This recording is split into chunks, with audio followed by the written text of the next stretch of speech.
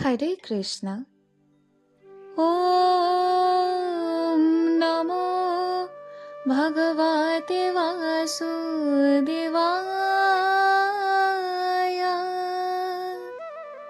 श्रीमद् भगवद गीता एकादश अध्याय विश्वरूप दर्शन योग श्लोक नং 16।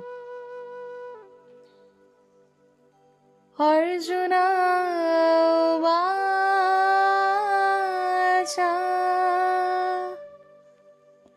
अनेकबाहुदरवक्त्रनेत्रं पश्यामि त्वं सर्वतोऽनन्तरूपं नान्तं न मध्यं न पुनस्तवादिं